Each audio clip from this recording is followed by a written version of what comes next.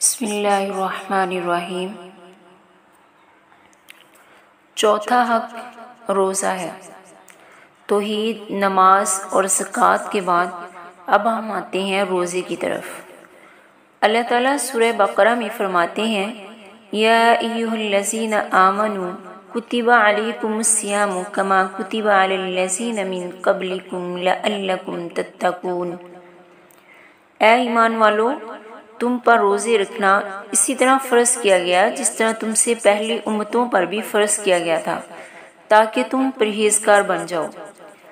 اس کا مطلب ہے کہ روزہ پہلی امتوں پر بھی فرض تھا۔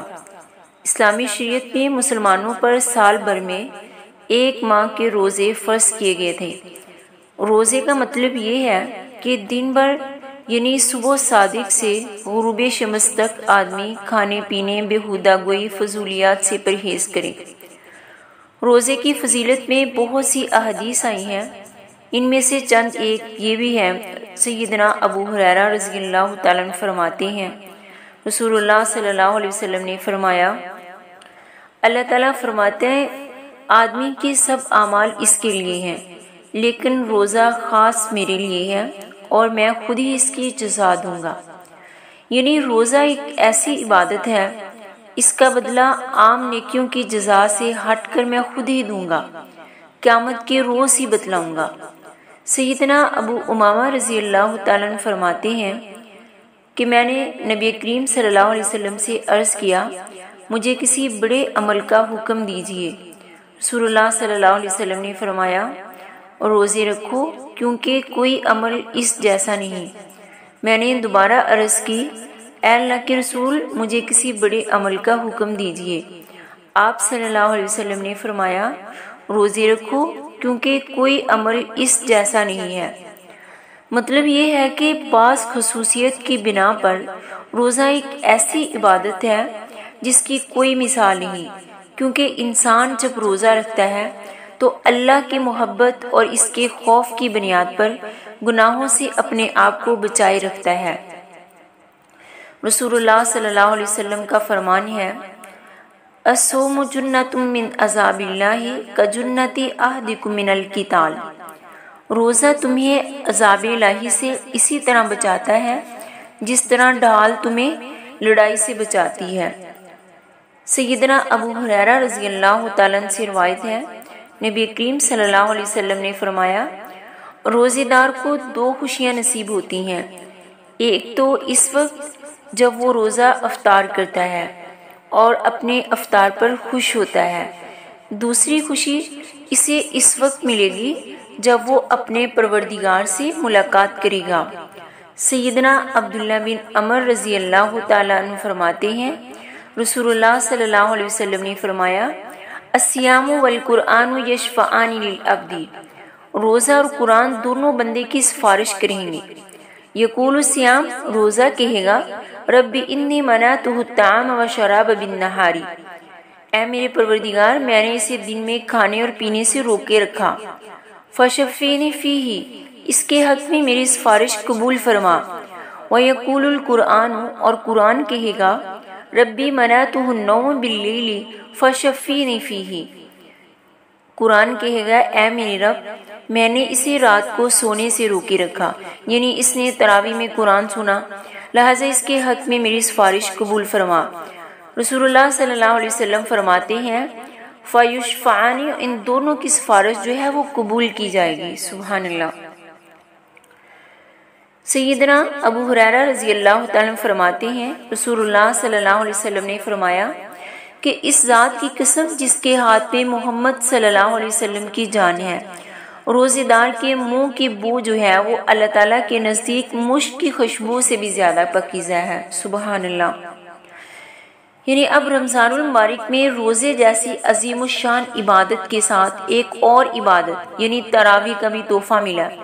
تراویح اور تہجد دراصل دونوں ایک ہی عبادت ہیں۔ رمضان میں عشاء کے بعد جو نفلی نماز ادا کی جاتی ہے اسے تراویح کہتی ہیں، اور غیر رمضان میں جو نماز صبح صادق سے پہلے پڑھی جاتی ہے اس کو تہجد کہتے ہیں۔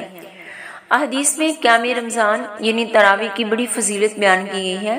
صحیح بخاری کی روایت ہے، سیدنا ابو ہریرہ رضی اللہ تعالیٰ عنہ بیان کرتے ہیں، رسول اللہ صلی اللہ علیہ وسلم نے فرمایا، من کان رمضان ایمانا و احتسابا غفر لہ ما تقدم من ذنبہ، جس شخص نے ایمان کے ساتھ ثواب کی نیت سے رمضان میں قیام کیا، اس کے گزشتہ سارے گناہ معاف کر دیے جائیں گے۔ سبحان اللہ۔ یعنی نبی کریم صلی اللہ علیہ وسلم عام حالات میں جس طرح قیام اللیل کا اہتمام فرماتے تھے، رمضان المبارک میں بھی اسی طرح قیام اللیل یعنی تراویح کا اہتمام کرتے تھے۔ رمضان کی آخری 10 راتوں کے قیام کا آپ خصوصی اہتمام فرمایا کرتے تھے۔ ان راتوں میں جہاں آپ خود قیام کرتے، وہاں اپنے ساتھ گھر والوں کو بھی بیدار کرتے۔ صحیح مسلم میں ام المومنین سیدہ عائشہ رضی اللہ تعالی عنہا سے روایت ہے، وہ فرماتی ہیں، رسول اللہ صلی اللہ علیہ وسلم کی عادت مبارکہ تھی کہ جب رمضان کا آخری عشرہ داخل ہوتا تو آپ صلی اللہ علیہ وسلم رات کو جاگتے، ساتھ میں گھر والوں کو بھی جگاتے، عبادت میں نہایت کوشش کرتے اور کمرے ہمت باندھ لیتے۔ ایک اور روایت میں حضرت عائشہ رضی اللہ تعالیٰ فرماتی ہیں کہ رسول اللہ صلی اللہ علیہ وسلم رمضان کے آخری عشرے میں عبادت میں جتنی کوشش کرتے تھے، یعنی دیگر دنوں میں اتنی کوشش نہیں کرتے تھے۔ یعنی ہر مسلمان کو چاہیے کہ وہ رمضان میں قیام اللیل یعنی تراویح کا اہتمام کرے اور رمضان کے آخری عشرے میں بالخصوص عبادت میں دلچسپی لے، خود بھی نوافل و اذکار کا اہتمام کرے اور گھر والوں کو بھی اس کی ترغیب دے اور اپنے ساتھ انہیں بھی بیدار کرے۔ اب اسی طرح رمضان المبارک میں اعتکاف کی عبادت بھی عطا کی گئی ہے۔ اللہ کا تقرب حاصل کرنے کے لیے عبادت کی غرض سے جامع مسجد کے کسی گوشے میں ٹھہرنا اعتکاف کہلاتا ہے۔ اعتکاف کی حکمت یہ معلوم ہوتی ہے کہ انسان کا دل اللہ تعالیٰ کے ساتھ وابستہ ہو جائے، ہر وقت اللہ کا ذکر ہو، اس کی رضا و قرب کی تلاش ہو، مخلوق کی بجائے اللہ تعالیٰ سے انس ہو۔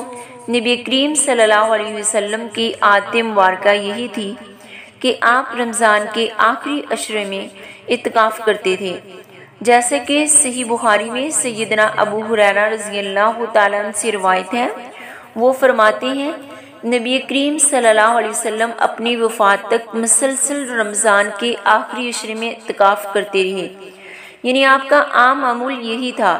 لیکن جس سال آپ نے وفات پائی، اس سال آپ نے 20 روز کا اعتکاف کیا۔ اس حدیث سے یہ بات ثابت ہوتی ہے کہ رمضان کے درمیانی عشرے میں بھی اعتکاف کیا جا سکتا ہے، البتہ آخری عشرے میں اعتکاف کرنا افضل ہے، اور یہ بھی ثابت ہوتا ہے کہ 20 دن کا اعتکاف بھی کیا جا سکتا ہے۔ اچھا، اب عورتوں کے بارے میں یہ ہے کہ عورتیں اگر اعتکاف کرنا چاہیں تو شرعی حدود کی پابندی کرتے ہوئے ایسی مسجد میں اعتکاف کر سکتی ہیں جہاں عورتوں کے لیے مردوں سے الگ ہر چیز کا انتظام ہو اور ان کی حفاظت کا بھی معقول بندوبست ہو۔ عورتوں کا اپنے گھروں میں اعتکاف کرنا قرآن و سنت سے ثابت نہیں ہے۔ پھر اس مبارک مہینے میں ایک انعام شب قدر کا رکھا گیا۔ اللہ تعالیٰ سورۃ القدر میں فرماتے ہیں، شب قدر 1000 مہینوں سے بہتر ہے۔